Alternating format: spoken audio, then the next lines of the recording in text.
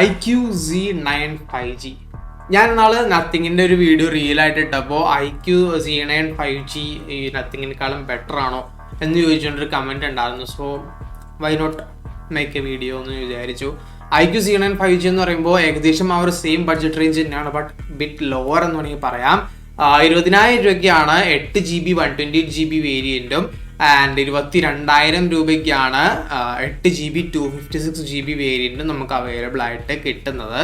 ഇതിൻ്റെ പ്രൊസസ്സർ വരുന്നതെന്ന് വെച്ച് കഴിഞ്ഞാൽ മീഡിയാടെക് ഡിമെൻസിറ്റി 7200 ആണ്. മറ്റേ നമ്മുടെ നത്തിങ് 2യുടെ സെയിം പ്രൊസസ്സറാണ്. അത്യാവശ്യം തിരക്കേടില്ലാത്ത പ്രോസസ്സിങ്ങും അത്യാവശ്യം തിരക്കേടില്ലാത്ത കമ്പ്യൂട്ടിംഗ് പവറും ഉള്ളൊരു പ്രൊസസ്സറാണ് ഡിമെൻസിറ്റി 7200 എന്ന് പറയുന്നത്. അടുത്ത് നമ്മുടെ ബാറ്ററിയുടെ കേസ് നോക്കുകയാണെന്നുണ്ടെങ്കിൽ 5000 mAh ബാറ്ററി ബാക്കപ്പ് കിട്ടുന്നുണ്ട്. 45 വാട്ടിൻ്റെ ഫാസ്റ്റ് ചാർജിങ്ങും നമുക്ക് ഇതിന് അവൈലബിൾ ആയിട്ട് കിട്ടുന്നുണ്ട്. 50% ചാർജ് 30 മിനിറ്റിനുള്ളിൽ കയറും എന്നാണ് പറയുന്നത്. അതായത് 1 മണിക്കൂറിനുള്ളിൽ 100% ആവുമെന്നാണ് അവർ ഉദ്ദേശിക്കുന്നത്.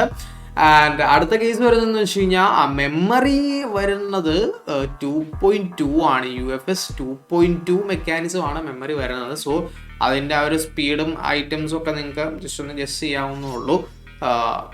UFS 2.0 മെമ്മറി വരുന്നുണ്ട്.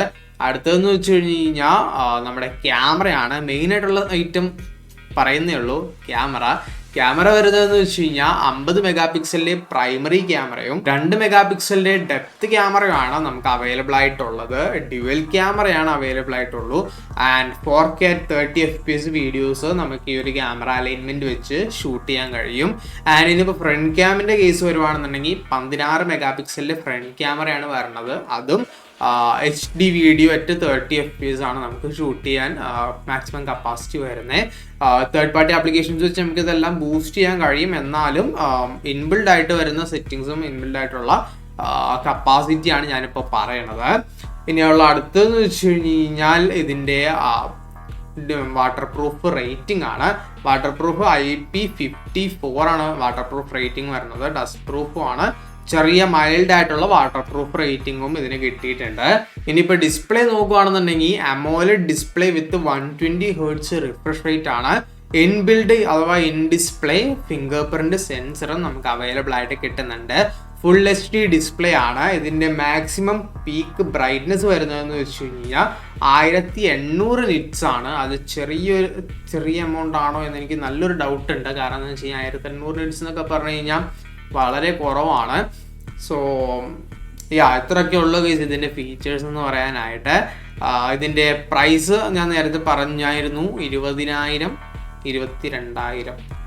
നമ്മുടെ നത്തിങ്ങിൻ്റെ ആണെന്നുണ്ടെങ്കിൽ 23,000 26,000. ആ ഒരു പ്രൈസ് ചെറിയൊരു ഡിഫറൻസ് ഉണ്ട്. എന്നാലും സ്പെക്കും അതിനകത്തൊപ്പം കിട്ടുന്ന ഫീച്ചേഴ്സും ബിൽഡ് ക്വാളിറ്റിയും ഐറ്റംസും എല്ലാം നോക്കണം. OS നോക്കണം. ഇത് IQ എന്ന് പറയുന്നത് വിവോയുടെയാണ്. സോ അപ്പോൾ അതിൻ്റെ ആ ഒരു OS ആണ് നിങ്ങൾ എക്സ്പെക്ട് ചെയ്യേണ്ടത്. സോ ഇത്രയൊക്കെ ഉള്ളു ഗൈസ്. ഇതിന് ഈ ഒരു ഇതുവരെ കേട്ട സ്പെക്കിനെ കുറിച്ച്, ഇതുവരെ നിങ്ങൾ കേട്ടതിനെ കുറിച്ച് നിങ്ങളുടെ അഭിപ്രായം എന്താ? നിങ്ങൾ താഴെ കമൻറ്റ് ബോക്സിൽ പറയാം. വീഡിയോ പ്രസൻറ്റേഷനിൽ എന്തെങ്കിലും മാറ്റം എന്തെങ്കിലുമൊക്കെ വരുത്തണമെന്നുണ്ടെങ്കിൽ താഴെ പറയാം. നമുക്ക് അതിനനുസരിച്ച് അഡ്ജസ്റ്റ്മെൻറ്റ് വരുത്താം. വേറെ ഏതെങ്കിലും ഫോൺസോ നിങ്ങൾക്ക് എന്തെങ്കിലും സജഷൻസ് എന്തെങ്കിലും ഉണ്ടെങ്കിൽ താഴെ കമൻറ്റ് ബോക്സിൽ എന്തെങ്കിലുമൊക്കെ പറയാം ഗൈസ്. കമൻറ്റ് ബോക്സിൽ എനിക്ക് ഇഷ്ടമുള്ളതെന്ന് വെച്ചാൽ പറയാം.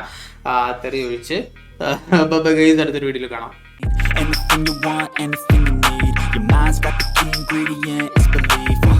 They'll deceive with the negativity, but I just slide right by that energy.